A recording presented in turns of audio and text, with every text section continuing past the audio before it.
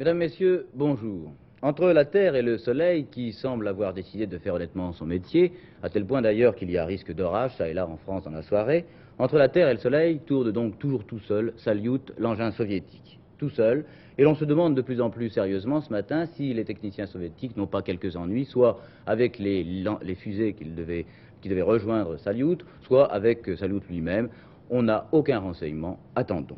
Au sommaire de cette édition, on peut ajouter le début du voyage du Premier ministre en Yougoslavie, une rencontre franco-anglaise importante pour l'avenir du Concorde, plus d'arrivées de pétrole algérien en France depuis dimanche, et puis aussi en sport, une nouvelle victoire des basketteuses françaises, dont les actions sont à la hausse actuellement, comme pourrait le dire Gérard Vidalange, et l'absence d'Eddy Merckx dans la Flèche Wallonne. Revenons tout de suite à la politique et l'économie. La motion de censure a donc recueilli hier 95 voix. Il en aurait fallu 244 pour qu'elle soit adoptée. L'ont voté 43 socialistes, 34 communistes, 17 non-inscrits, en particulier radicaux, et un député PDM, M. Pierre Ablin. Pour le Premier ministre, il y a maintenant 3 objectifs: faire voter les réformes qu'il a annoncées, faire disparaître les ombres qui se produisent parfois dans ses relations avec la majorité, et enfin et surtout lutter contre ce climat de morosité que M. Chaban-Delmas a dénoncé lui-même à la tribune de l'Assemblée nationale. Mais pour l'instant, le Premier ministre est en Yougoslavie pour 3 jours, en particulier à Belgrade, qui est sans doute la seule capitale au monde qui ait élevé un monument de reconnaissance à la France. Sur ce monument, il est écrit « Aimons la France comme elle nous a aimés ». Un voyage de 3 jours où l'on va parler politique, bien sûr, mais aussi commerce. Reportage de notre envoyé spécial, Francis Mercury. Décor classique des arrivées officielles, un aérodrome, un tapis rouge et la fanfare. Mais il y a par-dessus tout cela le printemps de Belgrade. C'est la Méditerranée, l'Europe centrale, les Balkans, au carrefour de l'Europe et du Moyen-Orient, du monde communiste, du monde occidental. La Yougoslavie n'est pas un lieu de voyage officiel, de simple courtoisie et sans prolongement. C'est du moins l'opinion exprimée dans la presse yougoslave, en particulier dans Politika. Opinion exprimée par l'éditorialiste de Politika ce matin même. Des points de vue, je dirais, plutôt pratiques et concrets, il y a un fait que les relations politiques dépassent par son cadre le substrat jusqu'à présent le contenu de relations concrètes, économiques et politiques et bilatérales, je dirais, des deux pays. Autrement dit, les affaires ne sont pas au niveau des sentiments. Oui, c'est ça, les affaires ne sont pas, oui, il y a lieu de combler cet espace qui est assez large jusqu'à présent. Je crois que c'est le premier voyage d'un Premier ministre en Yougoslavie depuis l'existence de la Yougoslavie en Oui, c'est vrai, quoique c'est un peu bizarre, étant donné que la tradition des sentiments amicaux existe parmi les deux pays. C'est pourtant la première visite de ce genre, c'est vrai. Le Premier ministre est l'hôte du président du Conseil yougoslave, M.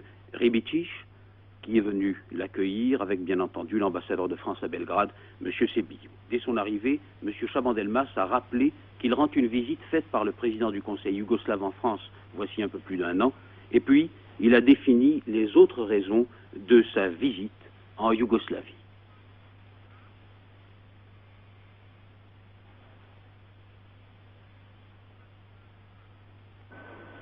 Je suis également là pour m'informer, pour étudier, pour comprendre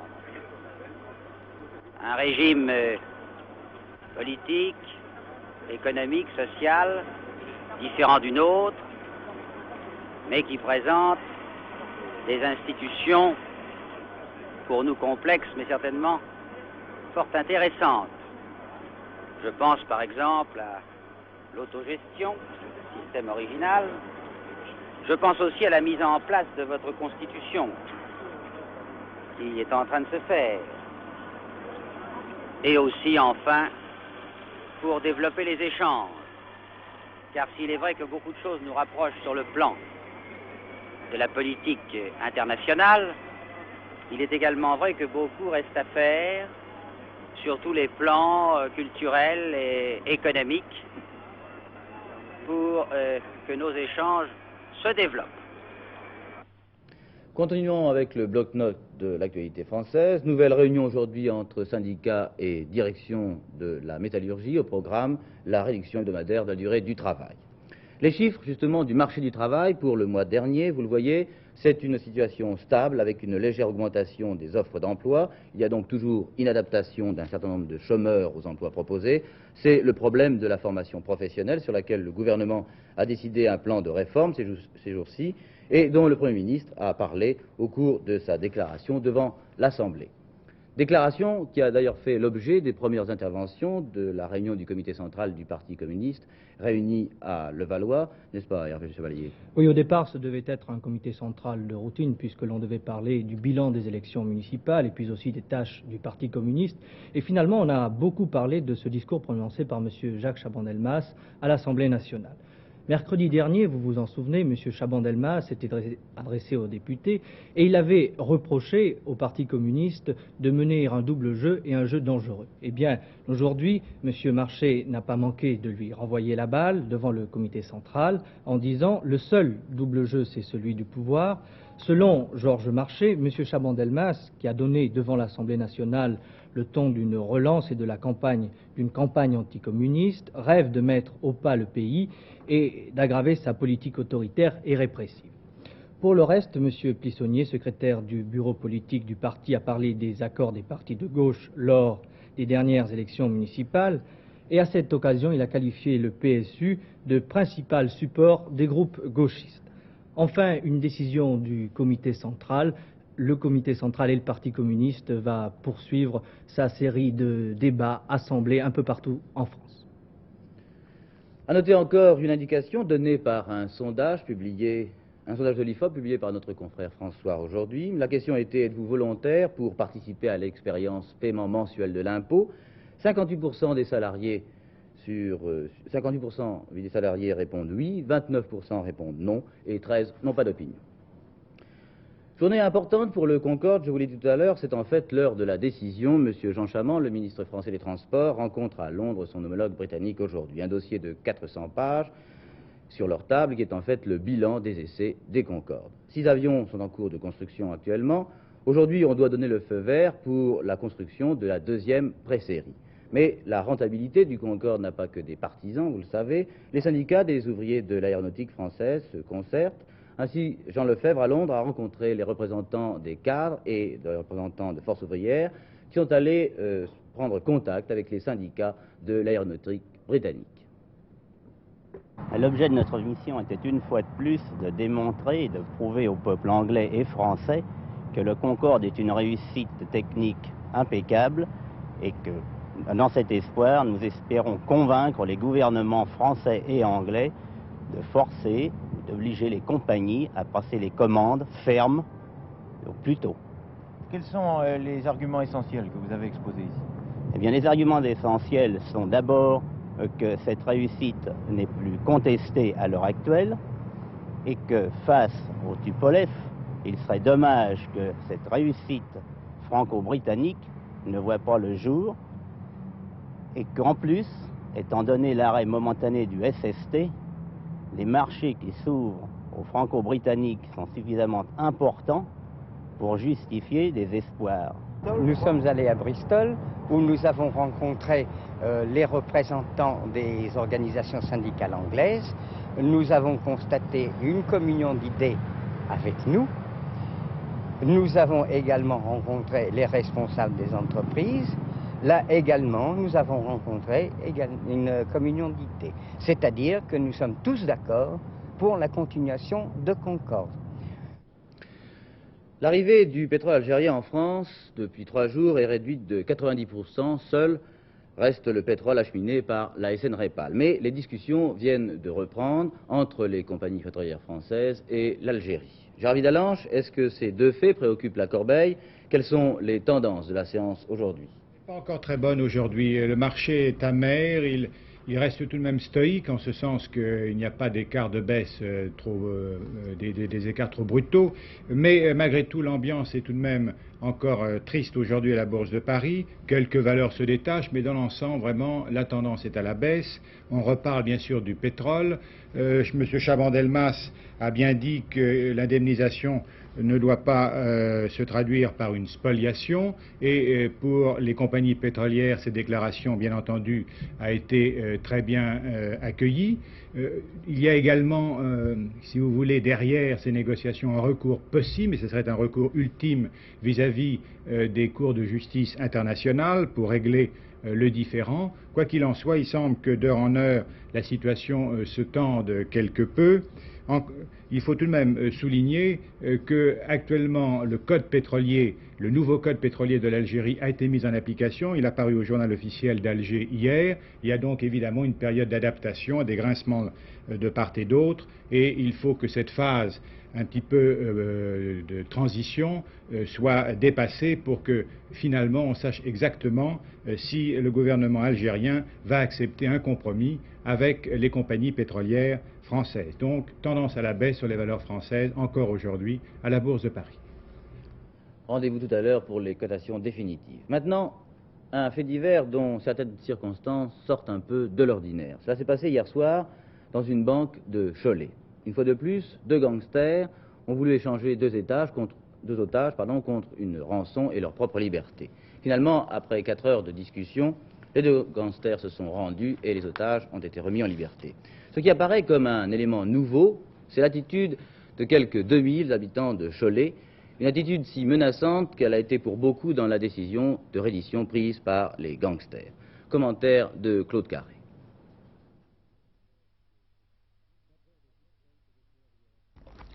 4 heures de suspense et de peur hier à Cholet. 2 jeunes gangsters se sont enfermés dans la salle des coffres au rez-de-chaussée d'une banque avec 2 otages. Pendant 4 heures, la police et le juge d'instruction d'Angers parlementent. Tout a commencé à 18h30. 2 gangsters armés pénètrent dans la banque du Crédit Lyonnais. Ils s'emparent de 20 000 francs, mais ce n'est pas suffisant. Sous la menace de leurs armes, ils font descendre 2 otages, 2 employés de la banque, dans la salle des coffres. Et ils s'y enferment. Pour libérer les otages, ils exigent 1 million de francs, une voiture et une mitraillette. Mais ils sont bloqués dans la salle des coffres car elle ne s'ouvre que de l'extérieur. Alors ils baissent leurs prétentions, puis libèrent les otages, l'hôtesse, Mlle Levègue, et le payeur, M. Godard. Enfin, à 22h30, ils se rendent. À l'extérieur, 2000 personnes attendent, crient et tentent de lyncher les 2 gangsters, les frères Renaud, 20 ans et 25 ans, lorsqu'ils sortent. La police doit même les protéger d'une foule excitée, pour les faire monter dans les cars. Cette menace d'intervention des habitants de Cholet, c'est un comportement nouveau, une sorte de précédent qui répond en quelque sorte aux nouvelles méthodes des gangsters. Reste à savoir s'il ne faut pas craindre certains excès. Arrêter les gangsters, c'est le métier des policiers et d'eux seuls. Pour en terminer avec les affaires policières, l'enquête sur l'incendie de la forêt de Fontainebleau. Tous les foyers sont maintenant éteints, mais les pompiers poursuivent leur surveillance. Les enquêteurs, eux, ont reconstitué l'itinéraire des incendiaires. Hier, une voiture de marque Volvo verte a été recherchée, mais son propriétaire a été mis hors de cause. Les policiers tentent actuellement de retrouver d'autres pistes. Lancement cet après-midi au Fleur Rallye de Vincennes de la quinzaine de l'environnement par M. Robert Poujade, le ministre chargé de ce problème, et réunion à la Maison de la Chimie à Paris d'un certain nombre de techniciens. Au programme, l'eau et ses problèmes de pollution. En fait, il ne se passe pas de semaine dans le monde et même en France où des experts étudient ces problèmes. Des problèmes techniques, certes, mais aussi des problèmes politiques, ainsi que le démontre l'enquête faite par François de Closet auprès de M. Chéret, qui était il y a quelque temps l'homme numéro 1 de l'eau en France.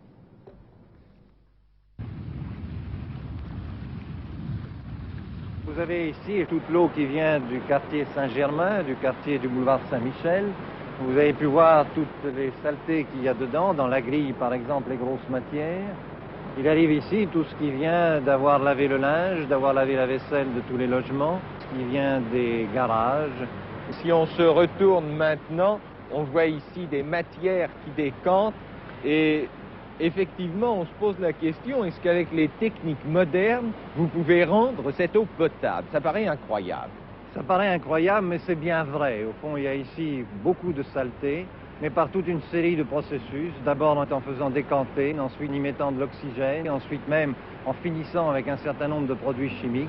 Eh bien, disons, de la pire des eaux, on arrive à faire de l'eau extrêmement claire et tout à fait potable. Vous avez un certain nombre de villes aux États-Unis qui déjà fonctionnent pratiquement en circuit fermé et réutilisent l'eau d'égout stérilisée. Quelques saletés qu'on mette dans l'eau, vous pouvez nous rendre de l'eau propre. Oui, absolument. En ce moment, on peut le faire. Maintenant, il ne faudrait peut-être pas que des usines fabriquant des produits chimiques extrêmement nocifs s'amusent à les déverser dans les égouts, parce qu'à ce moment-là, ça serait dangereux pour la santé publique et il y aurait des difficultés spéciales. Est-ce qu'en France, les installations sont suffisantes? Il y a un grand problème de l'eau en France, comme d'ailleurs dans d'autres pays, parce que les installations sont en retard. Vous avez vu ces installations, elles sont énormes, elles coûtent pas mal d'argent, ça représente un certain nombre de milliards. Et ma foi, on traite actuellement quelque chose comme 20% des eaux usées sur l'ensemble de notre pays.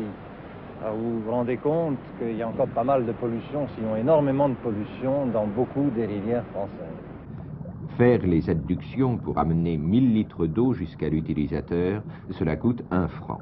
Évacuer ces 1000 litres après usage par les égouts, cela coûte 90 centimes. Les épurer avant de les rejeter, cela ne coûte que 10 centimes. Faute de faire cet effort, nos rivières se transforment en égouts. Alors je crois que dans un certain nombre de régions de France, qu'il s'agisse de la région parisienne ou du Nord, nous en sommes dans une situation catastrophique. Il faut absolument le faire, il faut absolument que les gens comprennent que ces 10 centimes en plus d'1 franc 90, c'est absolument vital. Autrement, il faudra payer beaucoup plus cher, par exemple pour déminéraliser l'eau de la mer. Et pourquoi donc aller de Paris chercher l'eau au Havre ou à Dieppe, la déminéraliser, alors qu'on peut, en faisant ce traitement pour 10 centimes, obtenir de la bonne eau et beaucoup moins cher en fait. Sport maintenant, Patrick Chapuis, journaliste et galant homme, à double titre, vous mettez les basketteuses françaises à la table d'honneur. Oui, je crois que tout va très très bien pour le basket féminin. Vous vous souvenez déjà que les basketteuses de Clermont avaient fait une très belle performance en finale de la Coupe d'Europe contre Riga de Moscou. Eh bien hier soir, c'est l'équipe de France qui a réussi une magnifique performance, un véritable exploit, battre la Tchécoslovaquie. Cela était arrivé seulement, je crois, 3 fois sur 33 matchs joués, c'est donc une très belle performance. Un reportage de notre station d'Orléans. Après leur défaite à La Rochelle samedi dernier, à Agen, les joueuses françaises à gauche de l'écran ont pris leur revanche sur l'équipe tchécoslovaque au cours d'un match de qualité. Néanmoins, durant la première période qui fut équilibrée, les Françaises commirent d'assez nombreuses maladresses, tandis que les Tchécoslovaques, par notamment Jindrova, creusaient l'écart pour le porter à 5 points après 10 minutes de jeu. Mais Chazalon et Riffiot, remarquables au rebond, revenaient à la hauteur de leurs adversaires et prenaient même l'avantage 21-20. Par la suite, les deux formations firent jeu égal. Riffiot, grâce à des passes distillées par Chazalon et le capitaine de Lâché, continuant son étonnant numéro d'adresse sous le panier, alors que Jindrova imposait son immense talent à mi-distance.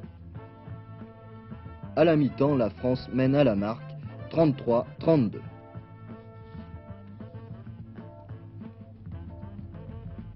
Après le repos, l'équipe de France fit alors une partie extraordinaire de dynamisme et de volonté.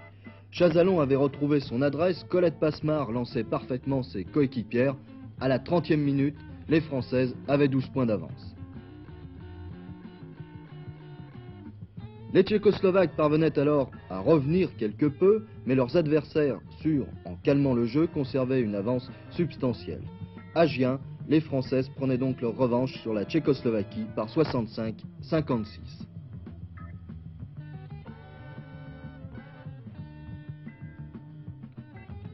Un troisième match, qui sera donc la belle, aura lieu vendredi prochain entre les Françaises et les Tchèques. Et ensuite, l'équipe de France va pouvoir préparer les championnats du monde qui ont lieu au Brésil dans la deuxième quinzaine de mai. L'équipe de France de football, elle, prépare un match important à samedi contre la Hongrie à Budapest, mais le stage de Paramé actuellement ressemble plutôt à un stage d'éclopé. Hier, c'est Jean-Paul Rostagny qui a été blessé, le voici, et c'était l'arrière gauche. Il sera donc remplacé par une ligne formée de Lemaire à droite et de Djorkaeff à gauche. Pour finir, un résultat amateur, l'équipe de France a été battue hier soir 2-1 à Vittel par les Allemands. Et enfin, un événement en cyclisme aujourd'hui, la Flèche Wallonne, une course cycliste sans Merckx. Enfin, peut-être, les autres vont pouvoir s'exprimer, Gimaudy, Motta et quelques Belges, notamment Rogiers, qui avait remporté Paris-Roubaix dimanche dernier. Oui, Eddy Merckx est parti, mais dans le mauvais sens. Maintenant, vous avez rendez-vous avec Jean-Michel Desjeunes pour Hebdo Jeune.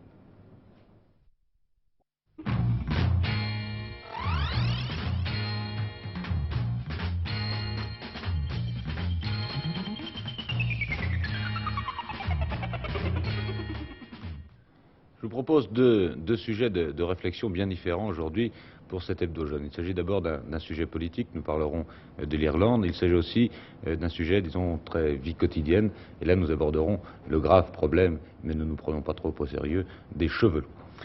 L'Irlande, nous avons déjà eu l'occasion de souligner la présence de très très jeunes gens parmi les émeutes de Belfast. Il est toujours un petit peu angoissant, et même très angoissant, de voir des enfants mêlés à la vie politique, surtout dans ce genre de cas, lorsqu'il y a des émeutes et des manifestations. Cela a été en tout cas le sentiment de l'équipe d'information première envoyée sur place. Il s'agit de Philippe Dumez, Daniel Mazard et Alain Cancès. Regardez.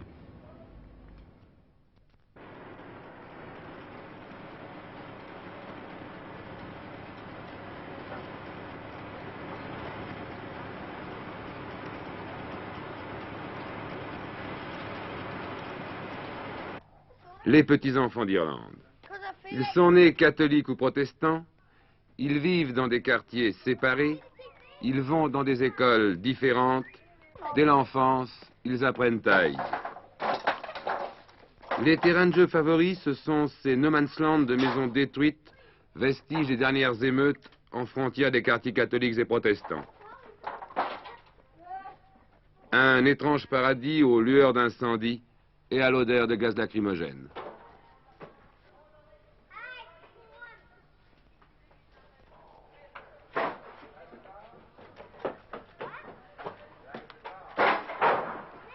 Un paradis quand même quand on a 10 ans.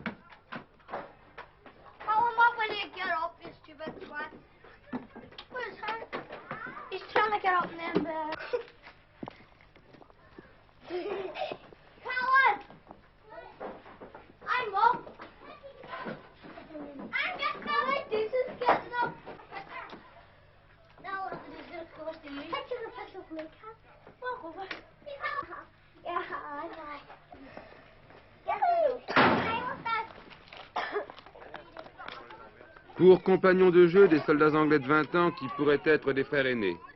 On parle la même langue, mais les soldats occupent leur journée à monter la garde devant les barricades de sable, de tôle ou de barbelés qui séparent les deux communautés.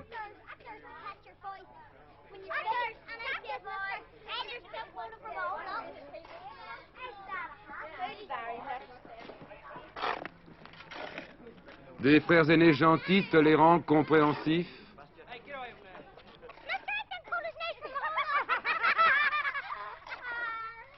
Mais des frères aînés qui parfois deviennent l'ennemi.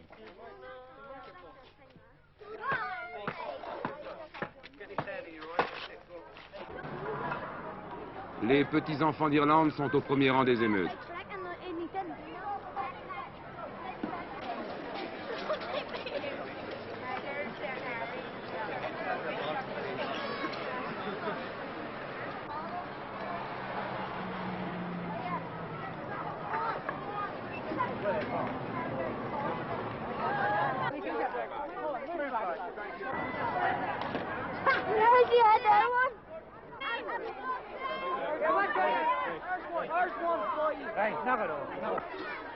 Ils sont aussi la force de frappe que l'on montre à l'occasion de manifestations plus pacifiques.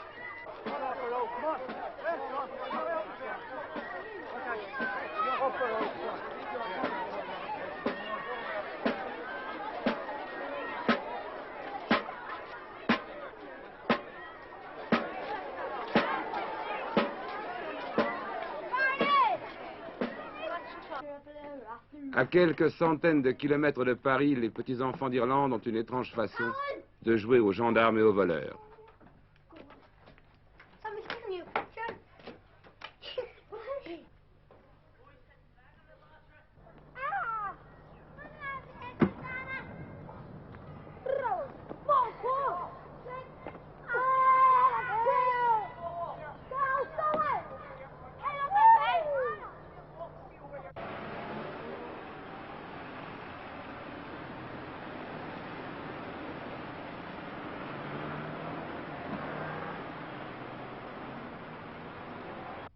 Deuxième sujet de réflexion, beaucoup moins grave celui-là bien sûr, il s'agit des cheveux longs. Vous savez que depuis quelques années, disons depuis 2 ou 3 ans, le visage des hommes a quelque peu changé, et même en France, on est pour ou on est contre, l'opinion est assez partagée à ce sujet. Bien sûr, les jeunes sont plutôt favorables à cette nouvelle vogue, et Martine Chaussin s'est livré à une sorte d'exercice de style, disons, quels sont les arguments en faveur de ces cheveux longs. Et vous allez voir au fil de cette enquête que les partisans et les adversaires des cheveux longs, finalement, finissent par trouver et puiser chacun leurs arguments. Regardez, pour ou contre les cheveux longs. Vous venez souvent dans ce genre d'établissement? Jamais. Non, je me coiffe au rasoir électrique, alors j'ai pas besoin de venir ici. Vous êtes contre les cheveux longs? Non, je ne suis pas contre les cheveux longs. Chacun porte les cheveux de la longueur qui lui convient.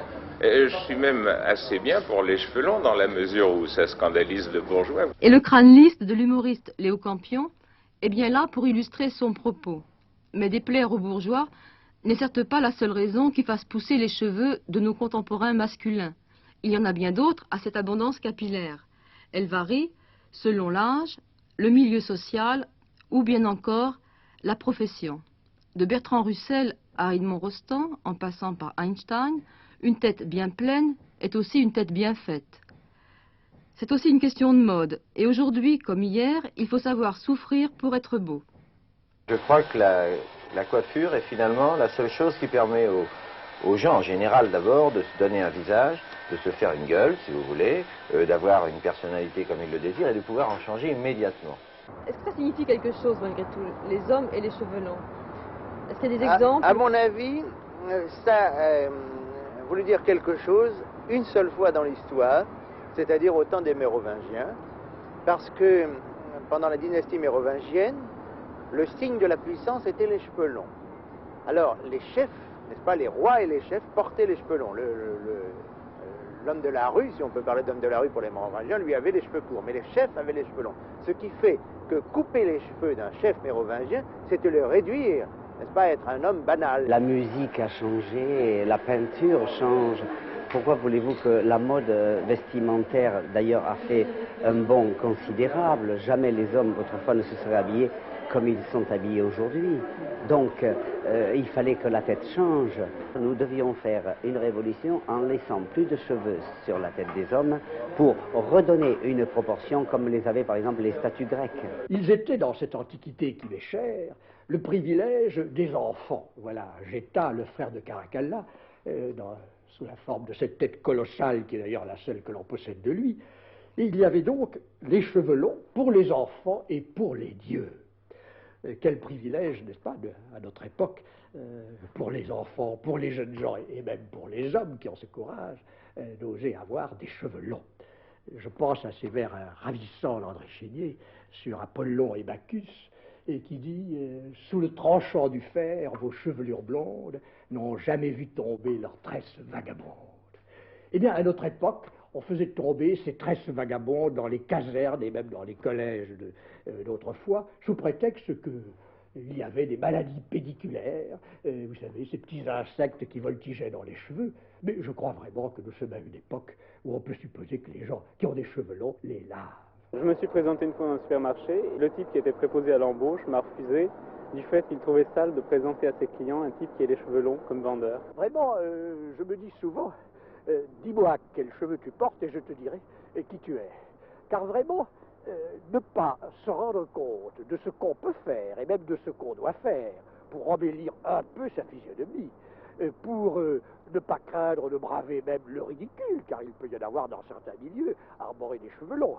Ne pas craindre non plus de heurter les opinions imbéciles de certains enseignants qui en sont à interdire à des jeunes gens, j'allais dire à des jeunes filles, à des jeunes gens de porter les cheveux qui leur plaisent, comme si vraiment d'avoir des cheveux longs rendait impossible d'étudier. Enfin, tout ça est tellement absurde que vraiment je suis du côté des cheveux longs. Pourquoi vous avez les cheveux longs? Je trouve ça esthétique, je trouve ça mieux que d'avoir la boule à zéro. J'ai les cheveux longs déjà parce que je travaille dans la troupe de haine, pour une raison qui est celle du travail, et ensuite ça pose moins de problèmes du point de vue de l'entretien des cheveux, à mon avis. On n'a pas à se peigner le matin, et puis on est plus vite sur pied, plus vite au rendez-vous. On pourrait penser le contraire, au contraire, les cheveux longs sont plus longs à entretenir que les cheveux courts. Non, parce que si vous voyez mes cheveux, il n'y a vraiment pas un seul coup de peigne qui est passé depuis bien longtemps. Je l'ai lavé quand même. De temps en temps, ça arrive. Moi, je l'aime bien n'importe comment, de toute façon, mais Mais je suis mais très j'aime mignon pas avec tellement les les cheveux cheveux courts. courts. Les cheveux courts, Oui, c'est-à-dire c'est un petit côté jardin à la française que je n'aime pas trop. Enfin, personnellement, je préfère nettement les cheveux longs. Ça dépend aussi des têtes des gens. Les gens rejettent les jeunes de la société, ils ont les cheveux longs, ce sont des fainéants, ils ne travaillent pas, ils vivent aux dépens du reste de la société et tout ça. Et personnellement, moi je ne trouve pas. À notre époque, malgré que ce soit une période de transition ou révolutionnaire, on est très romantique, vous savez. Mais les Werther d'aujourd'hui ne se suicident plus uniquement par amour. Vraiment, il manquait quelque chose à l'homme pour qu'il soit un peu digne de la femme qui, chacun le sait, est censé avoir des cheveux longs et des idées courtes. Mais aujourd'hui, vraiment, que beaucoup d'hommes n'ont pas les idées plus longues que les femmes, ils pouvaient bien se permettre d'avoir aussi des cheveux longs. Un débat qui n'est pas terminé, qui n'est pas très très grave non plus. En tout cas, il est possible que certaines de ces images aient donné plutôt des arguments aux partisans de ces coiffures, de ces jardins plutôt à la française, comme disait cette demoiselle tout à l'heure. Voilà pour Hebdo Midi Jeune aujourd'hui. Paul Lefebvre a la parole maintenant.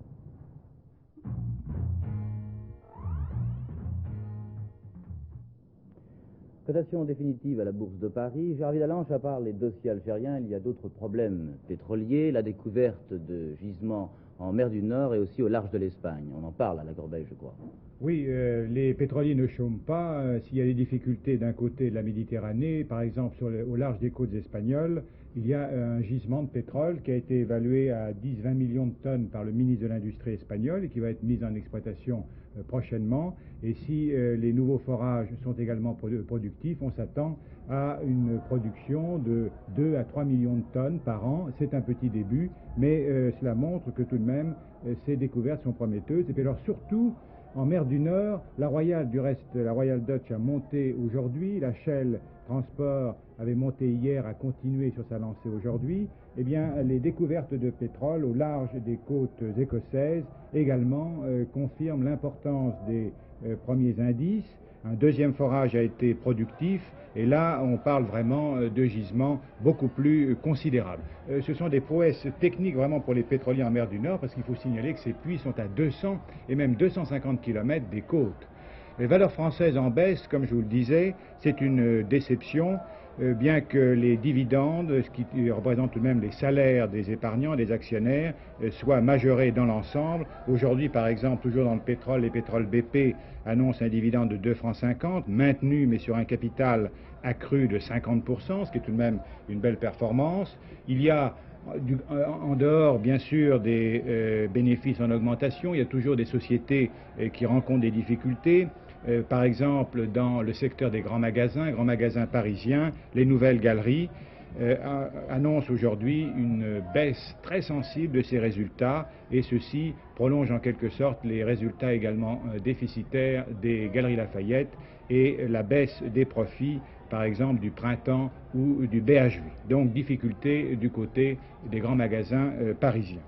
L'UTA, la grande compagnie de transport aérien, qui a été paralysée par les grèves il y a quelques mois, eh bien, tout de même a un certain cran pour annoncer pour l'exercice 70 un bénéfice en forte augmentation. Il est vrai que l'année 70 avait été très bonne. Le dividende peut être augmenté de 4 francs à 4,50 francs, mais on peut remarquer que le bénéfice net de 8 millions eh bien, doit être approché d'un chiffre de recettes de 800 millions, c'est-à-dire que cette société n'a simplement gagné que 1% de bénéfices sur ses recettes, ce qui montre que tout le transport aérien a des conditions d'exploitation tout de même difficiles. Sur le marché de l'or, il y a un réveil, c'est à souligner. Vous voyez le cours du lingot à 6 995, eh bien hier le cours était à 6 970 et le Napoléon a lui-même gagné 40 centimes, donc une certaine tension sur le marché de l'or aujourd'hui.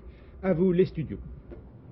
Voilà, c'était le panorama de l'actualité de ce matin. Merci de l'avoir suivi avec nous. Bonne journée.